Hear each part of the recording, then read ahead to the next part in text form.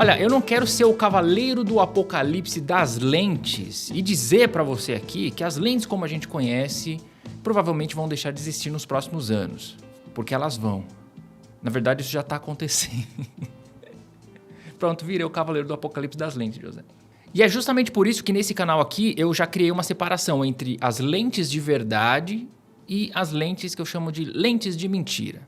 Vou fazer o seguinte, eu vou explicar para vocês exatamente essa diferença de classificação que eu criei aqui depois de testar tantos equipamentos. Mas presta atenção que ainda nesse vídeo eu vou te mostrar uma lente de verdade. Mas antes de eu começar com isso, não esquece de dar uma passadinha lá na Haitai se você quer comprar alguma câmera, alguma lente, iluminação. Passa na Haitai, que eles são parceiros e apoiadores aqui do canal 35mm. As lentes de verdade são aquelas lentes onde tudo é resolvido de forma ótica. O fabricante faz um projeto de uma lente e ele coloca os vidrinhos, organiza tudo aquilo, cria novas tecnologias para conseguir cada vez mais nitidez, menos aberração, menos distorção, menos vinheta e tentar fazer tudo isso com um nível de orçamento aceitável para a gente no final conseguir comprar. Porque eu acho que você consegue fazer uma lente perfeita, mas quem conseguiria comprar? Então é um desafio técnico que eu acho muito grande, principalmente porque são várias milimetragens, né? Não é uma lente só que resolve o seu problema. Não dá para fazer isso. Você tem que fazer várias lentes e cada lente é um projeto óptico diferente. Então, ó, entenda uma coisa. Tudo é resolvido dentro da lente. A luz entra lá, tudo é corrigido lá dentro e sai para o seu sensor e você faz a foto ou faz o vídeo. As lentes que eu chamo de lentes de mentira são as lentes que as coisas são resolvidas depois que passa da lente. Então a câmera passa a ter uma função primordial para você conseguir realmente ter uma imagem daquela lente. Porque a lente por si só não consegue resolver todos os problemas. Não consegue minimizar todos os problemas. Que é a tal da correção via software. Mas a correção de software não é algo novo, gente. Eu lá na minha 5D Mark II, que é uma câmera lá de 2008, já tinha correção via software. Mas desde aquele período eu adoto em não usar. Porque eu gosto da característica das lentes. Nas lentes modernas, está ficando quase impossível você não usar a correção via software. Eles ainda deixam você desligar, mas quando você desliga, acabou. Você tem uma outra imagem. Eu cheguei a pegar casos de lente onde ela não consegue completar o próprio sensor que ela foi desenvolvida. Ela não completa a imagem. Você precisa do software para ela esticar a imagem e resolver todos os problemas. Então aquele lance do vidrinho, depois do vidrinho, que corrige outro vidrinho, que corrige aquilo lá, aquilo meio que tá... Não vou dizer para você que tá acabando, que os elementos ainda estão lá, mas alguns elementos eles já sabem que assim, ó, não precisa pôr isso aí, porque o software vai fazer um bom trabalho depois e ele vai corrigir isso. Essas são as lentes de mentira, essas lentes não me interessam. Eu vou testar aqui para vocês, eu vou trazer, sempre vou mostrar essa característica, mas não me interessa ter essas lentes. Mas também eu tenho que admitir uma coisa, esse tipo de recurso faz com que exista outras lentes. Lentes que talvez não seria possível sem esse tipo de recurso, porque ficaria cara demais. Eu sei que talvez você possa economizar um pouquinho na lente, mas cara, o corpo das câmeras estão cada vez mais caros. Então esse lance de dentro da indústria, de sobre números, a gente não sabe, ninguém sabe com certeza. A gente pode pensar, ó, isso aqui resolve alguns problemas técnicos, então a lente fica um pouco mais barata. Não sei, eu não estou vendo isso. Você está vendo lentes baratinhas por aí? Eu não estou vendo. Baratinha não, mas eu estou vendo algumas lentes que não existiam antes. Isso de fato tem seus prós e tem seus contras. Tudo na vida vai ser assim. E eu também não posso tirar o fator de eu estar ficando velho. E eu ficar velho, quer dizer, algumas mudanças também não é bem aceita para quando você ficar meio velhinho, meio idoso que nem eu. Eu realmente prefiro as lentes que conseguem resolver tudo dentro delas. Eu encaro lente até com defeito, com alguns probleminhas, eu acho isso normal. Mas lentes que você só consegue fotografar por causa de um software interno, eu não consigo gostar. Eu não consigo ter vontade de ter uma lente dessa, como eu disse. E são lentes que se você pegar uma câmera mais antiga e tentar usar, também não vai dar. Vai ficar algo esquisito. Você vai ter que usar aquela distorção, aquele negócio estranho que aquela lente causa. Então, aquele lance de você pegar lá uma lente dos anos 70 e conseguir usar hoje, vai ser muito difícil fazer isso daqui a 20, 30, 40 anos. Olha, honestamente, eu acho que não tem como frear mais isso. Porque já virou uma tendência e eu acredito que os fabricantes estejam conseguindo economizar dinheiro fazendo isso. Você lembra dos carros? Antigamente todo mundo andava com V8. Hoje a galera anda com 3 cilindros. E os carros continuam andando. São mais eficientes hoje. Mas não dão mais prazer do que dava antes. Isso é fato. E eu acho que é a mesma coisa com as lentes, né, cara? Não tem. Quando você sabe que aquela lente ela resolve tudo de forma ótica e outra que pode até ser boa no resultado final, mas ela depende da câmera para conseguir resolver os problemas dela, dá um ai meu coração, ai, tá doendo isso aqui. Né? É meio estranho, é meio estranho. Só que é o seguinte, a gente passa por eras, a fotografia já é meio velha. Então, o que era alto padrão em 1950 já não é mais alto padrão hoje. O que era alto padrão nos anos 60, talvez hoje já não é considerado mais, já é uma lente com muito defeito. Mas existe um outro fato aí, que é muita da linguagem visual que a gente curte, ou que a gente tenta reproduzir, ou que está na nossa mente de forma inconsciente por ter assistido, foi construído com esse tipo de lente. Então, ter um pouco de aberração cromática, ok. Ter um pouquinho de vinheta, não tem problema nenhum. Ter alguma falta de nitidez, dependendo da linguagem que você quer fazer, ok também. Só que os anos foram passando e as lentes foram ficando melhores, né? Desenvolveu o computador, isso ajudou na concepção das lentes, para você melhorar e remover aqueles defeitos. À medida que a resolução de tudo ia aumentando, as lentes precisavam melhorar também. Então foi criado um monte de coisa, de nominho, de vidro assim, vidro D, vidro não sei o quê, para resolver diversos problemas ópticos que a gente tinha antigamente. Então, a gente chega num momento onde as lentes estão de um nível muito alto. Só que aí entra um fenômeno muito engraçado. Lembra que eu falei que as referências vêm lá dos anos 60, dos anos 50, onde as coisas começam, onde a produção começa a aumentar mesmo. E chega ao ponto da gente pegar lentes tecnicamente muito bem feitas e depois piorar as imagens dela na pós para a gente ter aquela linguagem que a gente queria. E aí você pode se questionar, pô, não é melhor você comprar uma lente daquele período? Pô, seria.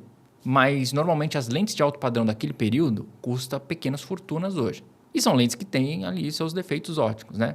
Então acaba valendo mais a pena você, sei lá, fazer uma fotografia ou fazer uma filmagem com uma lente mais moderna e que tem um desempenho melhor, e depois ali na edição você coloca ali um pouco mais, exagera um pouquinho na aberração cromática, coloca uma vinheta, esse tipo de coisa, né? No final acho que acaba sendo até mais barato fazer isso. Mas é curioso, né? Não deixa de ser curioso. Eu, aqui nesse canal, já testei lentes modernas que provavelmente foi copiado de ótica antiga e que ela vai ter essa característica. Eu vou deixar aqui para você aparecendo duas lentes da Make que eu acabei utilizando, uma 50mm f1.2 e outra 50mm f1.7, onde ela tem essas características mais vintage, principalmente ali quando você está fotografando com um diafragma muito aberto, em 1.2 até mais ou menos 2.8. Depois ela se comporta mais como uma lente padrão, assim, mais moderna. E o interessante é que é tudo feito óptico, né? Você não precisa depois na edição piorar um pouco essa imagem, porque ela já tem aquela pequena parte ali que é meio vintage, é meio estranho, meio falta de nitidez, meio que um blooming, aberração cromática, esse tipo de coisa. Então sim, você ainda consegue achar esse tipo de equipamento e ele normalmente custa mais barato, viu? Você vai estar livre aí de fungo, livre de um monte de coisa e está lá funcionando e funciona bem. Eu quero sua opinião. O que você acha desse tipo de coisa? Lentes de verdade versus lentes que só funcionam com software. Não tem problema nenhum se você discordar de mim, se você achar que isso é o futuro mesmo, é assim mesmo, não me importo com isso. Eu, como você pode perceber, eu me importo ao ponto de vir aqui fazer um vídeo para vocês. Mas eu quero a sua opinião. Talvez você saiba de alguma coisa lá de dentro que eu não saiba. Seria muito legal saber disso. Deixa nos comentários aí, ó. E agora vamos fazer o seguinte, eu vou mostrar para vocês uma lente de verdade. Uma lente que tudo é resolvido pelos vidrinhos internos e não por software. No entanto, que nem tem contato com a câmera. Eu estou falando da Make 50mm t2.1 Cine. Essa talvez seja a melhor 50mm que eu já testei. Vamos lá que eu quero falar para você a ficha técnica desse equipamento. Essa é uma lente que tem 12 elementos em 8 grupos, então a gente tem todo um desenvolvimento óptico.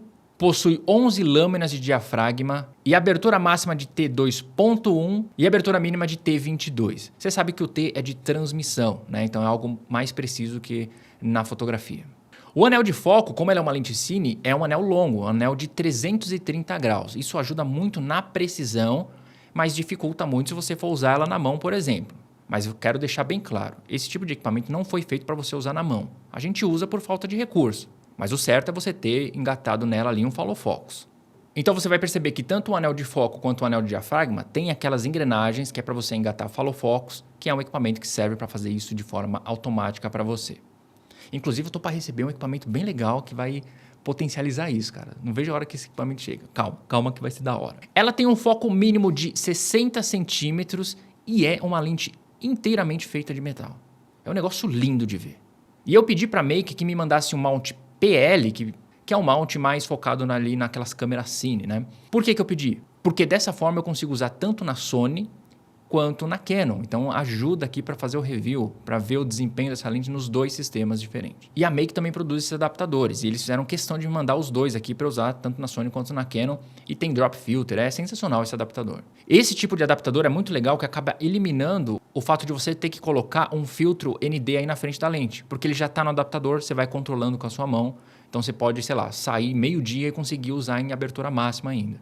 Tá, vamos falar da qualidade de imagem, porque eu acho que de construção, esse tipo de coisa, você já sabe. Você já viu outros reviews que eu fiz aqui das lentes da Make. Elas seguem o mesmo padrão de excelência em termos de qualidade. Vamos falar sobre nitidez e resolução. Como esperado, no centro do quadro, a nitidez é inacreditável já em abertura máxima. É um negócio assim, tão nítido que você fala, caraca, bicho, não é possível. Quando você vai no canto do quadro, é a mesma coisa. É tudo nítido, você não sente perca nenhuma de qualidade de resolução, de nitidez, de nada. É aquelas lentes que é de ponta a ponta nítido. Esse tipo de projeto óptico, esse tipo de equipamento, eu sempre falo aqui, fechar a abertura é só por controle de exposição ou se você quer minimizar um pouquinho a vinheta, que já não é muito, mas é mais pelo controle mesmo de exposição ou de profundidade de campo. E isso aqui eu acho muito legal, gente, porque aqui a gente vê que essa nitidez, essa resolução não é feito por software, é óptico, está acontecendo oticamente, é o projeto que é bom mesmo.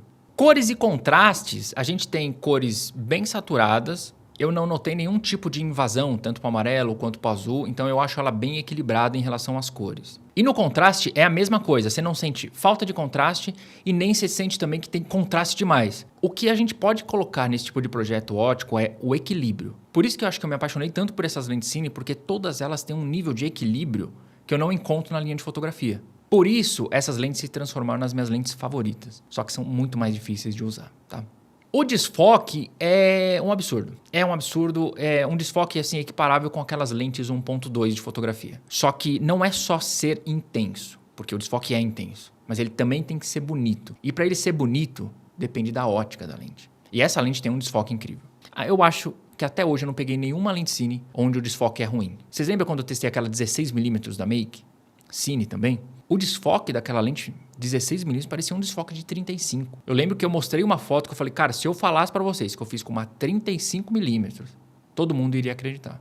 Depois volta para ver aquele vídeo que é muito legal. Ela não é livre de aberração cromática e nem de distorção. Você tem um pouquinho de aberração cromática em abertura máxima, que logo ali, fechando para T2.8 já some. E ela tem um pouquinho só de distorção de barril. No meu teste, eu fiquei na dúvida se eu causei essa distorção mais pela perspectiva ou se realmente tem uma distorção na lente. Porque nos testes futuros, eu não consigo ver essa distorção. Então, assim, vou colocar que existe uma pequena distorção de barril, mas você vai perceber mais se você passar a sua vida fotografando gráficos. E você não vai fazer isso. Respiro de foco. Respiro de foco é quando você altera o foco e você vê o fundo alterando de tamanho também. No caso da Make, a gente tem uma leve alteração no fundo, mas não é nada que chega a atrapalhar, não. Então eu considero o respiro de foco muito bom. Controle de flare também é muito bom, não senti nenhuma perca de contraste que chega a prejudicar, dependendo de como você coloca a luz ali, como a luz rebate dentro da lente. Agora, se o flare é bonito ou não, eu prefiro deixar você dizer aí, porque tem gente que prefere um flare um pouco mais intenso, até que perca contraste. Tem gente que pega a lente justamente por causa disso. Que engraçado, né? É um defeito óptico, mas a galera quer escolher isso, porque é linguagem, tá acima de qualquer tipo de defeito. Mas nessa lente aqui eu não achei ruim não. Dá uma olhada aí e vê o que você acha. Em relação à usabilidade, como eu disse para você, é difícil mesmo, é uma lente que não foi feita para usar na mão, a gente acaba usando um pouquinho por falta de recurso, mas dá para você usar na mão e quando você consegue acertar, tudo fica lindo, mas são lentes difíceis. Recentemente eu fui fazer um ensaio que era fora aqui e eu resolvi levar essas lentes cine para a galera testar, mas eu já fui preparando eles antes, que ó, isso aqui é para você usar com calma, você vai ter que prestar muita atenção no foco, não é aquele estilo de fotografia, ó, fica clicando que nem louco ou simplesmente joga o foco automático ali e deixa a câmera fazer todo o trabalho. Isso aqui você vai ter que pensar. A pessoa vai andar daqui até aqui, você vai ter que focar. Projeta tudo para você não errar ou para você simplesmente minimizar os erros. Meus amigos, essa é a Make 50mm T2.1 Cine Olimpo. Essa talvez seja a melhor 50mm que eu já usei. Ela não é livre de defeitos, mas ainda assim você enxerga um projeto óptico que quer minimizar tudo isso. Isso realmente é uma lente de verdade. Espero que você tenha gostado desse vídeo. Não esquece de se inscrever no canal, deixa aquele joinha, ó. E fui!